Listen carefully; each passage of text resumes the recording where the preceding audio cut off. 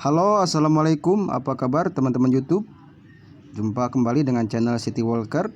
Baik, di video kali ini saya akan mencoba mereview sebuah pisau lipat dari brand outdoor ternama di Indonesia, yaitu Arey ya. Dan pisau lipat yang akan saya review kali ini adalah ini dia, Arey Georgia ya. Jadi ini pisau lipat dari brand lokal Indonesia ya, bukan impor seperti biasanya. Nah, seperti ini boxnya. Ya, di sini ada gambar dan ada alamat sosmednya. Ini gambar pisaunya ya. Ini bagian belakang. Ini harganya 175.000. Saya beli 175.000 belum ongkir ya.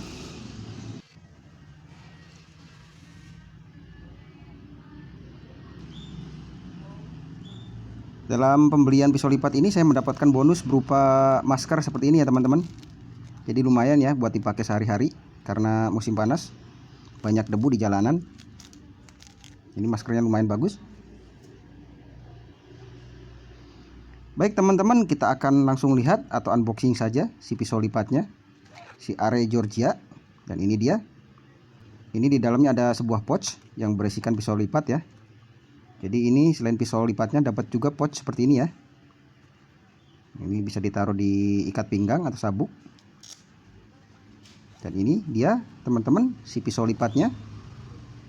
Ini dalam keadaan tertutup seperti ini ya. Berhandlekan kayu.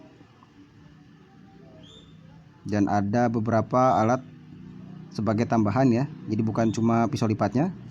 Nah, ini membukanya bisa menggunakan flipper atau thumb stud juga ya. Jadi seperti ini penampilannya atau penampakannya si pisau lipat Arey Georgia. Kita akan coba lihat dulu dari bilahnya. Ya, bentuk bilahnya seperti ini. Ini diberi coating berwarna hitam dan ada logo Arey di sini. Bentuk bilahnya seperti ini ya. Dan ini jenis grindnya adalah hollow grind. Lumayan rapi bilahnya. Ini sisi satunya lagi bertuliskan Georgia. Hanya saja sayang sekali tidak ada dicantumkan jenis baja yang dipakai ya. Karena biasanya di pisau lipat profesional dicantumkan jenis baja yang dipakai ya. Ini di atasnya ada sedikit cimping walaupun tidak terlalu ngegrip. Nah, ini jika menggunakan thumb stud openingnya. Ini menggunakan flipper. Jujur saya lebih suka menggunakan flipper karena lebih smooth ya dan lebih enak. Dan pisau lipat ini juga menggunakan assistant opening atau spring assist ya. Jadi untuk melontarkan bilah. Jadi harus sedikit hati-hati ketika menutup karena akan sedikit melawan ya. Nah, ini bagian handle-nya teman-teman. Terbuat dari kayu. Bisa dilihat lumayan rapi. Walaupun ada beberapa spot yang saya nilai kurang rapi.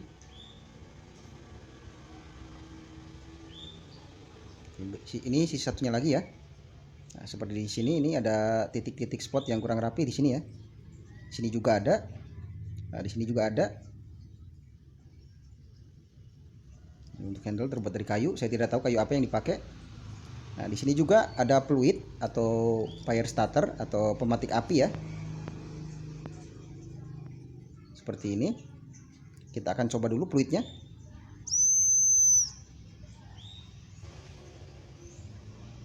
Seperti itu, kita taruh lagi.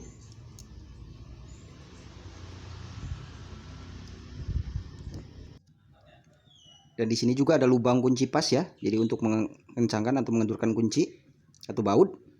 Nah, di sini ada rope cutter atau pemotong tali. Dan di bagian ujung paling bawah ada glass breaker ya atau pemecah kaca. Jadi pisau lipat ini multifungsi atau multiguna ya. Dan ini bagian pocket clipnya.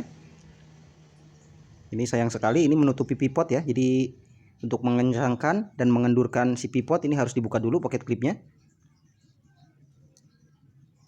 Ini bagian locknya atau lock barnya. Ini sekitar 45%. Cuma saya rasa ini agak tipis ya untuk pisau lipat sebesar ini. Harusnya lebih tebal lagi. Dan di bagian sini adalah ada spring ya atau per ya. Jadi untuk melontarkan si bilah supaya smooth keluarnya seperti ini. Pernya itu letaknya di tempat tadi di sekitar sini. Jadi ini terbantu flippernya ya.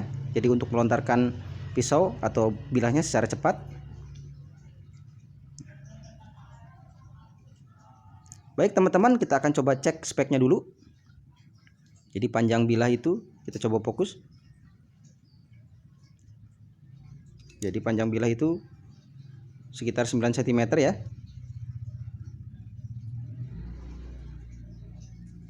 Ini sekitar 9 cm dan panjang total itu sekitar 21,5 cm ya. Sedangkan untuk lebar bilah itu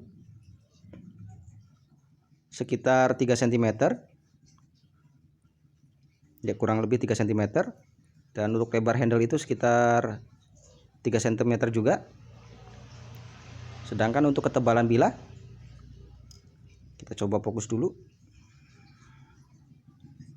Ini di angka hampir 3 mm ya, sekitar 2,7, 2,8 ya, atau 2,9 ya.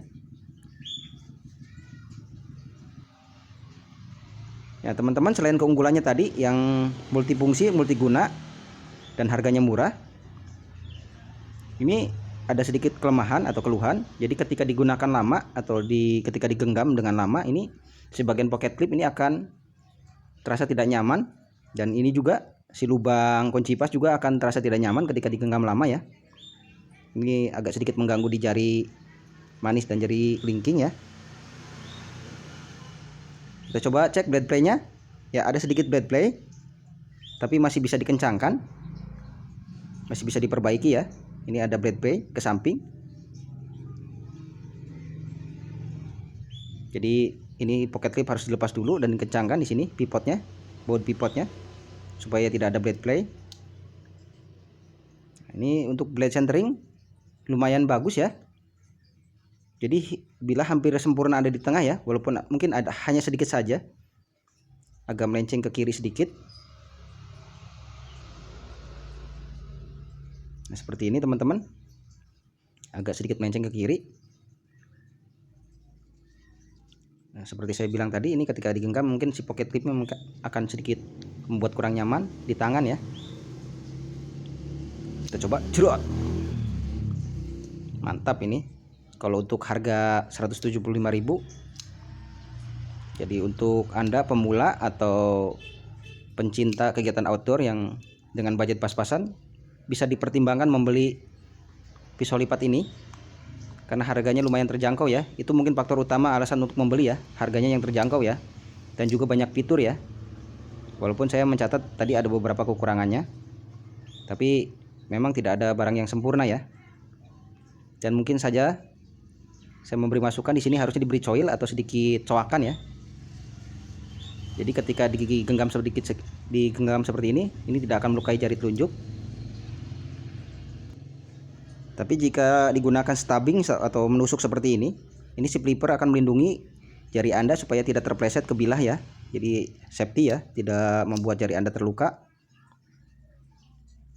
Ini jika dipegang seperti ini, belinya enak untuk menyayat, mengiris atau menguliti hewan ya, atau membuka paket seperti ini karena belinya lumayan besar. Baik teman-teman, kita akan coba tes ketajaman dari pabriknya ya. Jadi ini factory sharpness kalau bahasa Inggrisnya, seperti ini. Memang agak kurang tajam, atau tajamnya hanya biasa saja, tidak ada istimewa. Masih bisa slice kertas walaupun kurang lancar ya. Jadi masih bisa diasah ulang, bisa menggunakan amplas atau batu asahan biasa, lalu di stropping.